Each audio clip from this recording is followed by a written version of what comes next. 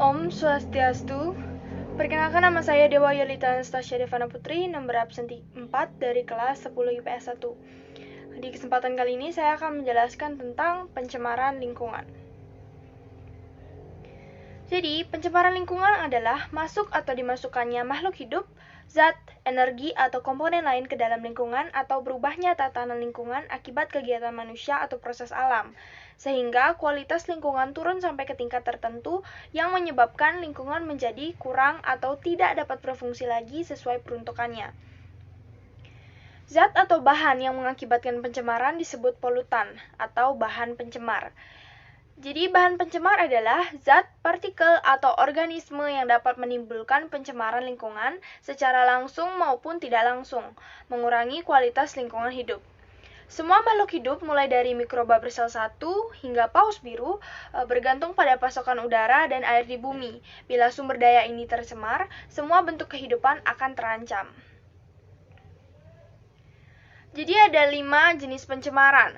Yang pertama ada polusi air. Polusi air adalah pencemaran yang terjadi di lingkungan air ketika zat atau substansi berbahaya masuk ke dalamnya. Contoh polutan yang menyebabkan pencemaran air yaitu limbah cair industri, pestisida, dan lainnya. Yang kedua ada polusi udara. Polusi udara adalah pencemaran yang terjadi di udara, biasanya polutan berbentuk gas atau zat partikel. Contohnya karbon dioksida, karbon monoksida, dan lainnya. Yang ketiga ada polusi tanah. Polusi tanah adalah pencemaran yang terjadi di lingkungan tanah, biasanya karena sampah rumah tangga dan limbah industri.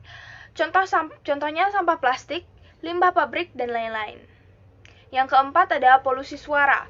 Polusi suara adalah pencemaran dalam bentuk gelombang suara, biasanya berupa suara bising yang mengganggu pendengaran.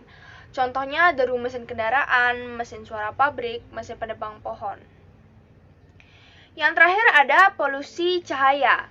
Jadi polusi cahaya adalah pencemaran akibat ulah manusia yang biasanya berupa cahaya dengan intensitas terlalu besar. Sering terjadi di wilayah perkotaan atau kawasan industri, contohnya lampu-lampu kota, cahaya pada papan iklan, dan lain-lain.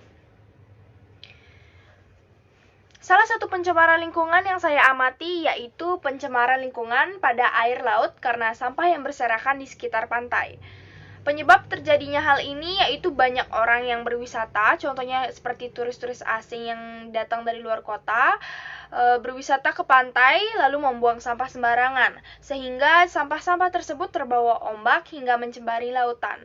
Lalu bisa juga disebabkan oleh sampah yang terbawa arus sungai, pencampuran air laut dengan limbah industri, penangkapan ikan dengan bahan peledak, tumpahan minyak karena kecelakaan kapal tanker sehingga minyak tumpah ke laut, dan lain sebagainya. Melihat hal itu, sebenarnya ada banyak sekali solusi yang bisa mengatasi permasalahan tersebut. Solusi yang saya pikir dapat membantu pencegahan pencemaran ini yaitu tidak membuang sampah sembarangan, ke pantai atau ke sungai, lalu mengolah limbah sebelum dibuang, melarang penangkapan ikan dengan bahan peledak, dan diperlukan pengawasan